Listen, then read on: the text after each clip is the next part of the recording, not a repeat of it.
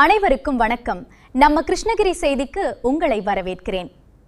கிருஷ்ணகிரி மாவட்டம் ஊத்தங்கரை சட்டமன்ற தொகுதிக்குட்பட்ட மத்தூர் அருகே உள்ள மலையாண்டி அள்ளி கிராமத்தில் தமிழக வெற்றிக் கழகத்தின் வேட்பாளர் இளையராஜா தீவிர வாக்கு சேகரிப்பில் ஈடுபட்டார். அவரை கிராமத்தினர் உற்சாகமாக வரவேற்றனர்.